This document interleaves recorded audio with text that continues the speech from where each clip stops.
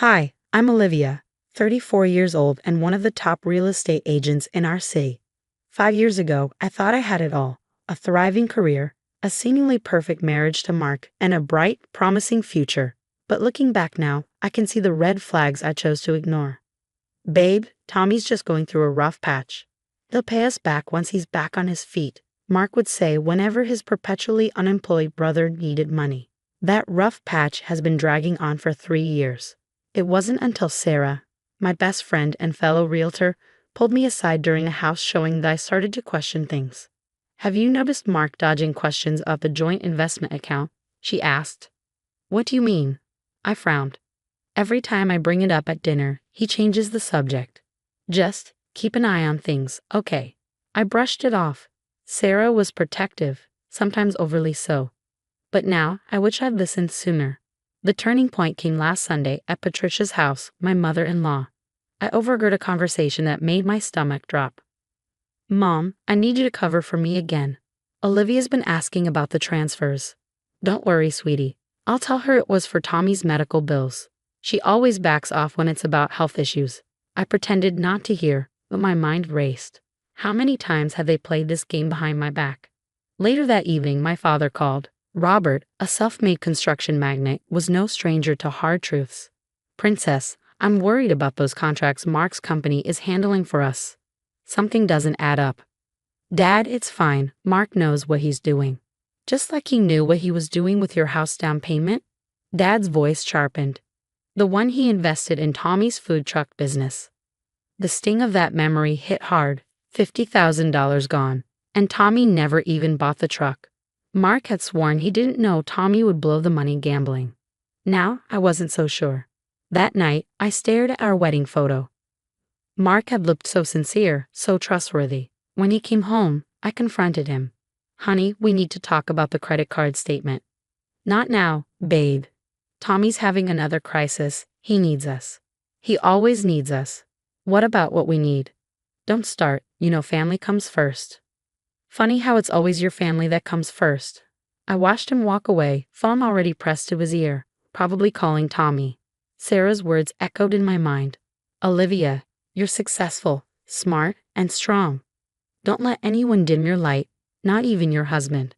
That was the moment I started to see clearly. The perfect marriage, the devoted husband, the troubled but well-meaning brother-in-law.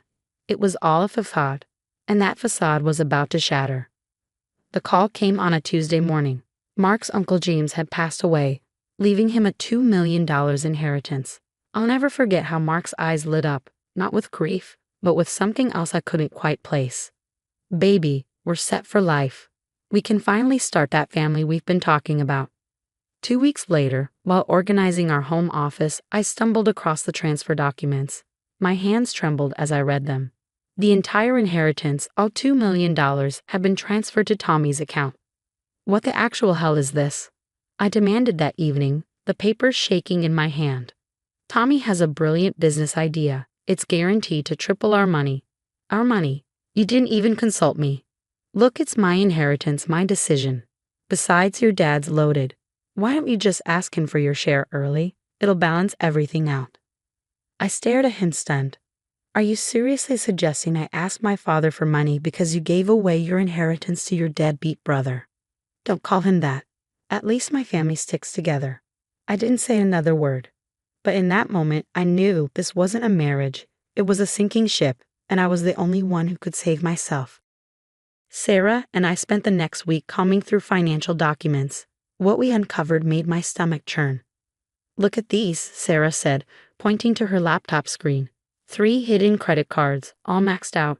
And these loan applications, $50,000 here, $30,000 there. None of it registered to your joint accounts. It's all going to Tommy's so-called ventures." She met my gaze, her expression grim. "He's been planning this, Olivia." I drove to Patricia's house, hoping for answers. Big mistake.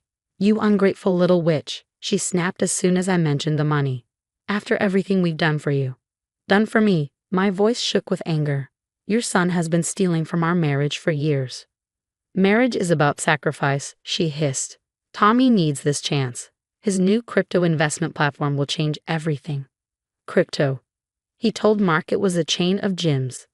Well, maybe if you weren't so focused on your precious career, you'd understand that family matters. I left Patricia's house in tears, but they weren't sad tears anymore. They were tears of fury. My phone buzzed as I got into the car. It was a text from Tommy. Thanks for believing in me, sis. This investment is going to make us all rich. That night, Mark stumbled into the house, reeking of whiskey. Your father called me today, he said, his words slurred. Did you tell him about the inheritance? No, but maybe I should have. Mark's face darkened. You know what your problem is? You've always been jealous of my relationship with Tommy. Jealous? Of what? His ability to burn through other people's money. He's family, something you clearly don't understand. Family doesn't steal from family, Mark. It's not stealing if it's freely given. His tone turned venomous. Maybe if you weren't such a controlling buy. Don't you dare finish that sentence. My voice was ice.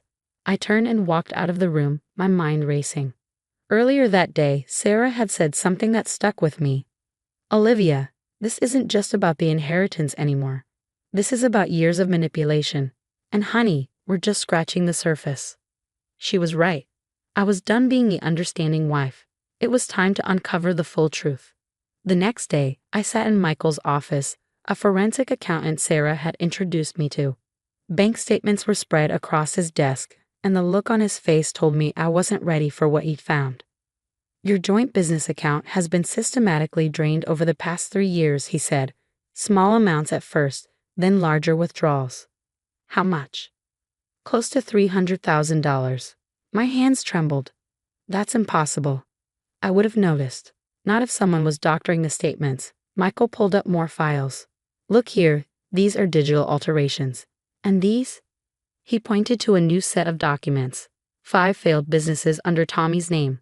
A juice bar, a CrossFit gym, a food delivery app, all funded by money siphoned from various accounts, including your father's construction company. My heart sank. My father's company? Your husband's position at his marketing firm gave him access to contract details. See these inflated marketing costs? The excess funds were funneled to shell companies owned by Tommy. Sarah squeezed my hand. There's more, isn't there? Michael nodded grimly. Tommy's new crypto platform. It's targeting seniors, promising 300% returns and guaranteed retirement funds. My phone buzzed. A text from Mark.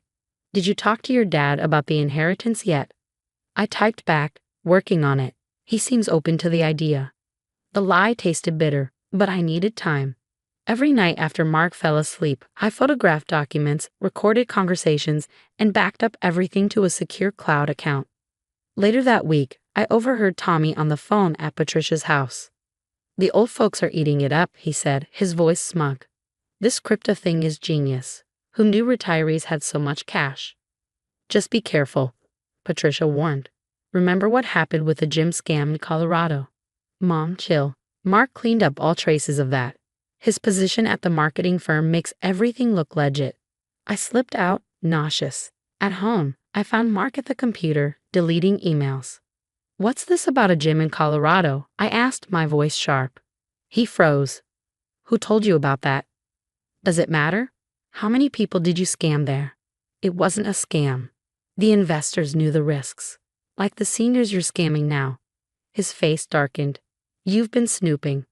Somebody had to. You stole from our business account. I borrowed it. Tommy's platform will pay everything back. Like the juice bar did. Or the food delivery app. You don't understand business. No, I understand it perfectly. I also understand fraud. Mark grabbed my arm. You better keep your mouth shut. Or what? You'll steal more money? Get Patricia to lie for you again. His phone rang. Tommy had more investors lined up, ready to sink their hard-earned retirement funds into his scam. I watched Mark leave the house, already rehearsing his sales pitch. It was like watching a tragic play, one I was finally ready to bring down. I called Michael. I need everything you have on the Colorado gym scandal. Already found it, he replied. Patricia helped cover up losses of over $500,000. Senior citizens lost their savings there too. Send me everything, I said. Moments later, Sarah texted me. Are you sure you want to know how deep this goes? I need to know everything, every lie, every scam, every cent they stole. I replied. I glanced at our wedding photo again. Once, it symbolized a golden future, built on trust and love. Now, I saw it for what it was, a facade. But I wasn't that naive woman anymore. Their house of cards was about to collapse. The next day, I made my move. What do you mean you can't access the account? Mark's voice echoed through the kitchen, laced with frustration. There's a security hold on the transfer, he said into his phone. What he didn't know was that I had already moved every cent from our joint accounts to new ones he couldn't touch. The look on his face when he realized he was powerless was priceless.